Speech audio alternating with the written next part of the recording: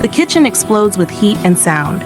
Ahmed's hands move fast, flipping meat on the grill, while three other cooks shout orders in Arabic, Somali, and Farsi. A plate crashes. Someone laughs. This chaos, this beautiful noise, this is home now. But it wasn't always this way. 5 years ago, Ahmed was drowning. The rubber boat lurched violently in the Mediterranean darkness. Water poured over the sides. 47 people pressed together, and everyone was screaming. A woman clutched her baby against her chest. An old man prayed. Ahmed gripped the edge of the boat, his knuckles white, thinking about his mother's last words to him in Damascus. "Go," she had said, pressing a small notebook into his hands. "Live for all of us." The boat tilted again. Someone fell into the black water.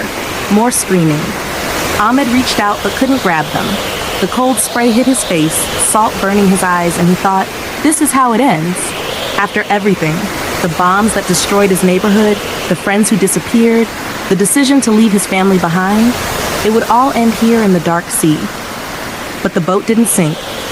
Somehow, against everything, it kept moving. When Ahmed finally stumbled onto the beach in Greece, legs shaking, clothes soaked through, he collapsed onto the sand and wept. He wept for the person who didn't make it off the boat. He wept for his mother and sister still in Syria. He wept because he was alive and didn't know if he deserved to be. A volunteer wrapped a silver blanket around his shoulders. "You're safe now," she said in broken Arabic. Safe. The word felt foreign. The refugee camp was a temporary place that became permanent. Rows of white tents stretched endlessly. Ahmed waited, for papers, for interviews, for a country to say yes. Weeks became months. He shared a tent with 5 other men. They barely spoke. What was there to say? Everyone had lost everything. At night, Ahmed couldn't sleep. He'd open his mother's notebook, reading her recipes by flashlight. Chicken with sumac, fattoush salad, kibbeh the way his grandmother made it. The handwriting blurred through his tears. These recipes were all he had left of home. One morning, a German immigration officer called his name. Ahmed Hassan? His heart hammered. This was it. Acceptance or rejection. Everything depended on this moment. Your application has been approved. Welcome to Germany. Ahmed should have felt joy. Instead, he felt terrified. Berlin was nothing like Damascus. The language sounded harsh and impossible. The weather was gray and cold. Ahmed got a spot in a shared apartment with 4 other refugees and a job washing dishes at a hotel. Every morning at 5, he'd scrub pots until his hands cracked and bled. The other kitchen workers barely looked at him. Faster. The head chef would bark in German. Ahmed didn't understand, but he knew the tone. He scrubbed faster. His roommate Khalid, a teacher from Aleppo, tried to be encouraging. "It gets easier, brother. You just have to give it time." "Time," Ahmed repeated bitterly. "I've been giving it time. Nothing changes." But Khalid was right about one thing. It did change. Just not the way Ahmed expected. If you're connecting with Ahmed's journey, hit that subscribe button. His story is just getting started, and you could go on this journey with us. 6 months into his dishwashing job, Ahmed stood at the small stove in his shared apartment, cooking the only thing that made him feel human. He was making his mother's mjadara, lentils and rice with crispy onions. The smell filled the apartment. Khalid walked in and stopped. "Is that midara?" Ahmed said quietly. Khalid's eyes filled with tears. "My wife used to make this, before." He didn't finish. He didn't need to. "Sit," Ahmed said. "Eat." They ate in silence, and for the first time in months, something in Ahmed's chest loosened. The next week, he cooked for all his roommates. Then their friends came. Then friends of friends. Soon, 12 people crowded into their tiny apartment, sitting on the floor, eating kibbeh and tabbouleh and passing around stories of home. A Somali woman named Amira wiped tears from her eyes. "I haven't tasted anything that reminded me of home in 2 years. This is what love tastes like." An old Afghan man named Rashid gripped Ahmed's arm. "You have a gift, son. This food, it's medicine for broken hearts." Ahmed looked around the room at these faces, strangers who'd become family through shared loss and shared meals. Something sparked inside him, small but growing. "What if," he said slowly, "what if we opened a restaurant?" Everyone stared at him. Khalid laughed. "Brother, we can barely pay rent. How would we open a restaurant?" "I don't know," Ahmed admitted. "But what if?" The idea wouldn't leave him alone.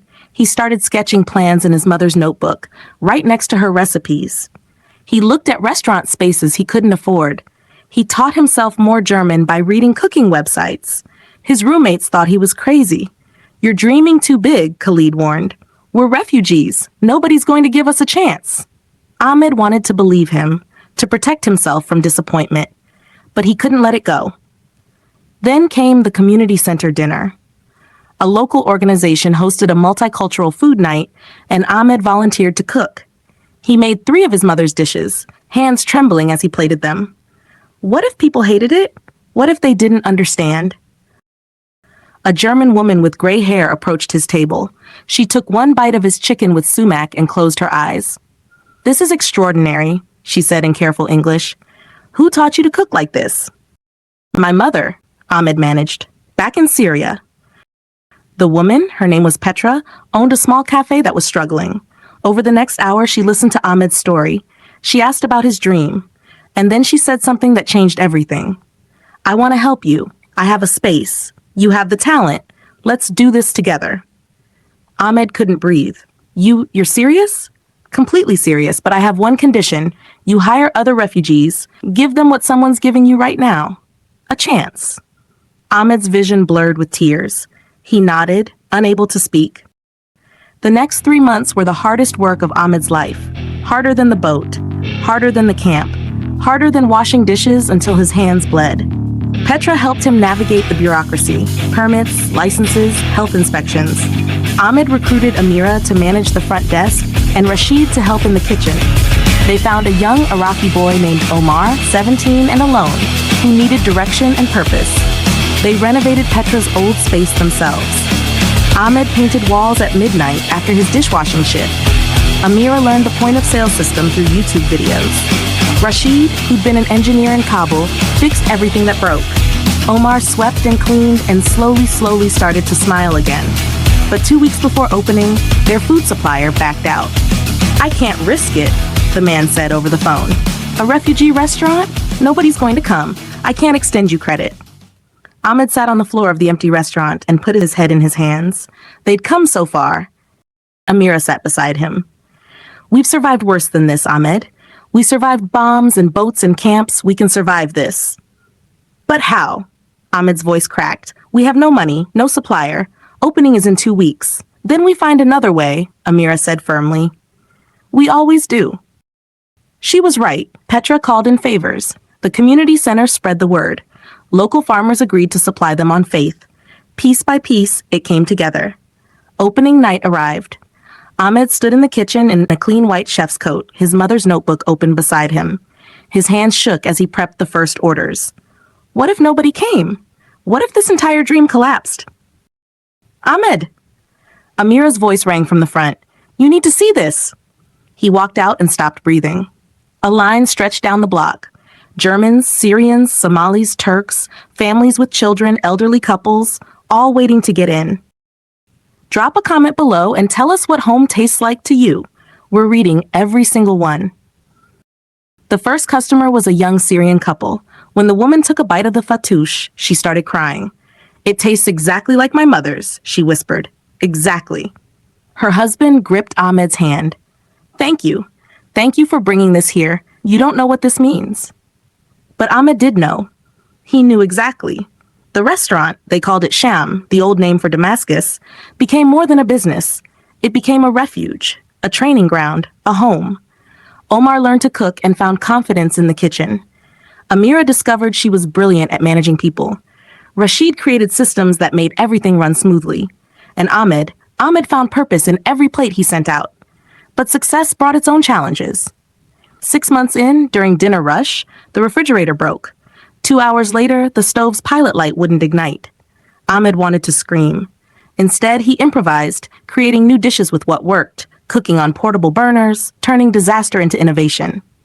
"This is insane," Omar said, sweating over a hot plate. "This is life," Ahmed shot back, grinning despite everything. "We make it work." They did make it work.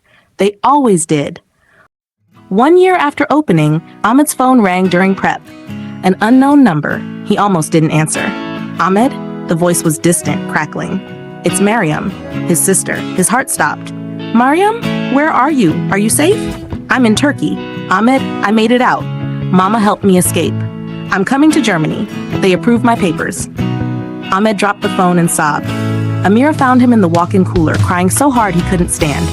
She held him while he shook, and when he could finally speak, he told her, "My sister, she's alive. She's coming here." The whole restaurant celebrated that night. Strangers became family again, the way they had in Ahmed's apartment, the way they had crossing borders, the way they did every time they survived something impossible.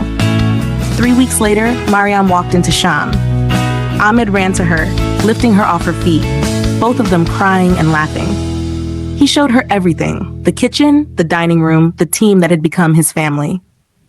"Mama would be so proud," Mariam whispered. "You kept her recipes alive."